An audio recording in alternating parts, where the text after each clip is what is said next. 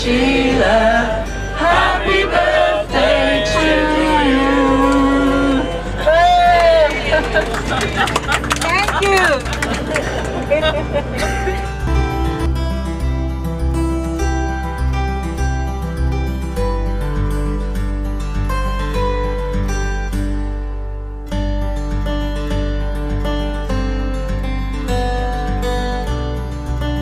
In the mid of the 11th century, of course, the Pope, his name was Nicholas II, decided to call a group of, crusaders for us, mercenaries, adventurers, born in Hauteville-la-Guichard. I've been in that village 3 times in my life.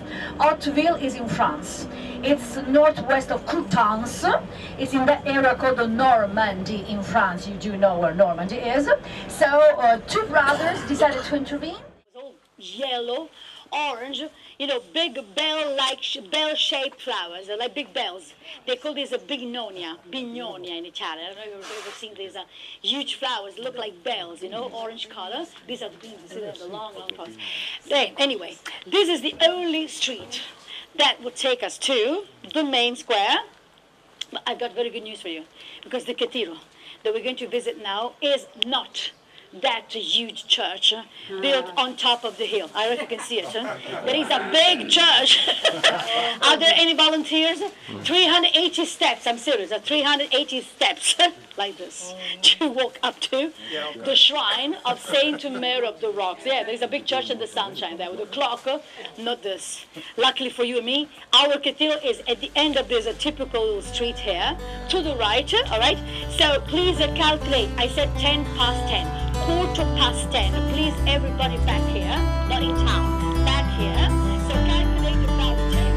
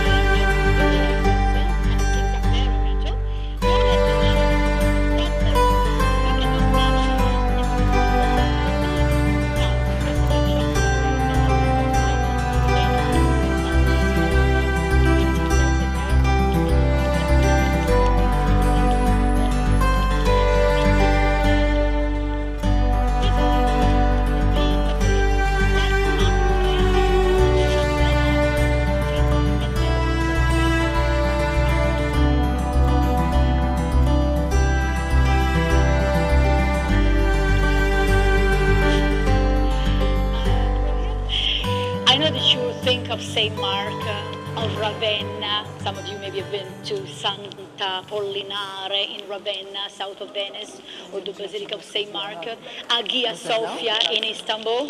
Have you been to Turkey? Well, also there were still all mosaics somewhere along the walls. Santa Sophia is a spectacular monument, the main and the major Christian basilica, Orthodox basilica, built by the Emperor Justinian in between 600 and 700 AD. But with the Turks, you'll know that most of the 9,000 square meters of mosaics that were put along the walls of Santa Sofia in Istanbul were totally destroyed. There are maybe 2-3 small panels of mosaics left of Jesus Christ, the Emperor Justinian, but not too many. It's a museum, as you know. St. Mark is the second largest church in this country, and regarding the mosaics, there are more than here. In San Marco in Venice, that was finished 70 years before the King William began this church, there are almost 8,000 square meters of mosaics. If you remember what we were saying in the coach, here we have almost 7,000 square meters, no frescoes, no. These are all tiny, teeny pieces of glass paste, real gold leaves. People think it's fake gold. It's all real gold. It's 24 carat. All this glittering gold is the 24 karat gold that covers, you can see, all the walls. So all these are the blue, green, yellow, pink, Madawela glass paste. So think of the work. Think of these artists, even though we don't know the names of them because it's very hard to find the names of the main master, the main mind, a theologian. They knew what it was going to represent with these 2,000 at least artists that spent 23 years of their life, 23 years only, standing on scaffoldings, till the wooden ceiling to complete all these incredible cycle of mosaics. Now, what I was saying, the coach, everybody loves the Normans in this country. This was William II the Good, all right? Buried to the right of the church. We're going to see now the tomb of the king and his father. If you remember, William I the Bad. Yes, so this was the father, who didn't do much in Sicily, that's why the Bad. The two last Norman kings are buried in this church. The King William, on Pentecost Day, and I mean the good, on Pentecost Day, 1174, that's been confirmed by all written records that we have about the Normans, he put a rock on the ground. This was the opening, the beginning of this cathedral. Do you know how long it took the king and his artists to finish this cathedral? Only 23 years. It's a record. 23 years are confirmed, all our contemporary records written either in Latin, that's Latin inscription, or Greek. That's all Greek, where you can see that huge Christ. It's written in Greek. Of course, Greek and Latin were the two official languages spoken by the clergy. But think, 23 years only to press onto fresh plaster each single piece, lentils-like. Can you imagine this work? One piece after the other. You can imagine how long it is, how patient this work is, how skilled these artists were to represent all these marvelous figures and scenes. There are 220 panels of mosaics along the walls. So 23 years is a real record. It took longer to finish the floor, that's from the 16th century, to finish the wooden ceilings. About 200 years later, they completed all the ceilings. But what is amazing is this. The state of preservation, the quantity of all Byzantine mosaics made by these unknown artists. Most of them were Sicilians, Orthodox Byzantine Sicilians born here. They knew, like in Venice, how to make the mosaics, no doubt. There was a very strong Byzantine tradition in this country. Most of these people were Christians, but there were also Muslims.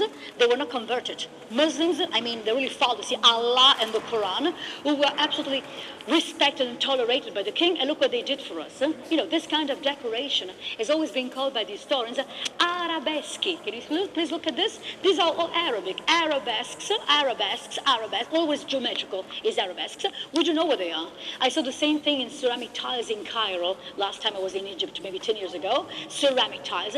They all represent a very symbolical, stylized date palm tree. Those big trees that grow outside. That tree is mentioned in the Quran. It's a tree called the date palm tree that would grow in a desert, that would give that fruit. Look, those that look like rockets, they're not.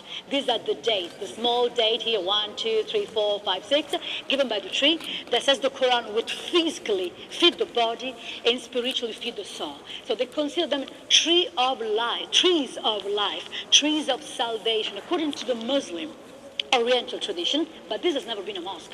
This was planned since the beginning as a Latin basilica. Look at the shape of it. We're sitting in a nave with the two aisles, all right? The back is the transept with no dome, but a sloping roof.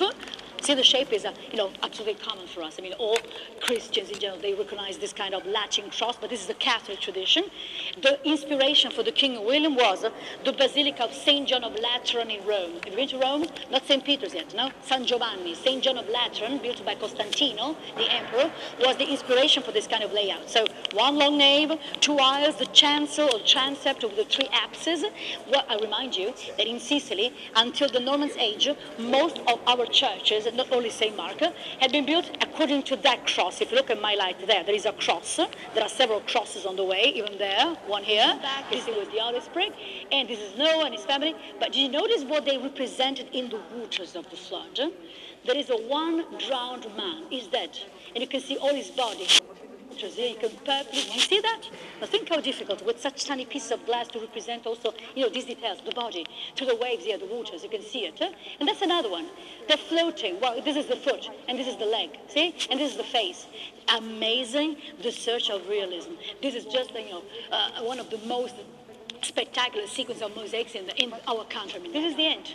Noah, his family, they put the lamb, yes, there's a lamb, on the altar. That's God, see, blessing the whole scene. I love that scene. Noah's drunkenness. Noah drank too much vino rosso. He got drunk, almost naked. His children are covering him. And that's the famous ladder. That's Babel's tower. If you look, there's a big tower down there. That's the Babel's tower. See there with the ladder? This is it. It all continues with the original sin, Abraham. Now I'm going to show you from the other side. Abraham, Isaac, and all continues with the second part of the story. That's what I said. We can spend 3 days in this church. This is Jesus Christ now. Same hair cut, same beard, same face, and his father, God. This is Jesus now. What is he doing here? He's healing the blind man on the bed. He's healing the paralytic on his knees. He's chasing the money lenders from the temple of Jerusalem. You can almost feel the noise of them are already being covered up with goat skin. That's Adam working hard. Eve sitting next to him. She doesn't look very busy though, and she is pregnant. These other children, Cain and Abel, they're making their sacrifices, and this is Abel being killed by their father Isaac. The old man is Isaac, all right? And this is the end of the story. Isaac here is, Jacob, yeah. He's wrestling with the angel. This is the last part of the Old Testament. Jacob was wandering in the desert, where he also dreamt of a ladder, as long as possible. All these gilded, mosaics was to use a very special technique. They use the same today in Venice. Here there is a school. Glass first, gold leaf, and glass leaf again, like 3 layers, glass, gold, and glass. All right, put in the kilns at 1,065 degrees with the hot temperature, you can imagine. All right, and look, gold leaf is just behind. All right, this was the technique. Shall we say thank you to the kings now? I think so. Huh? These are the kings. This is the tomb. This is a very, very impressive stone. Wonderful. If you know Paris, Napoleon Bonaparte was buried in the same kind of porphyry. This is called the porphyrios in English. Porphyry. That's an Egyptian stone that comes from the south of Egypt. Luxor, Sidi Bou Simbel. I don't know if you've ever been to Egypt. Purple stone. What does it mean, purple? Strength, authority, imperial status. All people with a lot of power, or even the cardinals, in our church. They are all in purple color. This is the purple stone called the porphyry, strength. Inside here, forgive me, I cannot open the tombs for you, but trust me, they were opened already centuries ago. There are still the ashes, the bones of William the First, the 3 meters. So you can imagine how huge that Christ is. Go now, please, because there is probably another group coming. That's the only possibility that you have to take, maybe one of the last pictures, with the Pantocratore holding the gospel with his left hand, saying, I am the light of the world, the one who follows me will never see the darkness. And if you come this way, you can see that it's all Greek inscriptions, even that I see.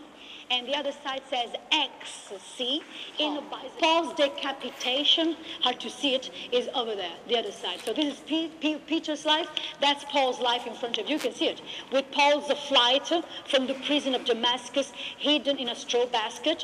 With Paul being baptized by Ananias, all right? And look at the king now. We can say bye-bye to him.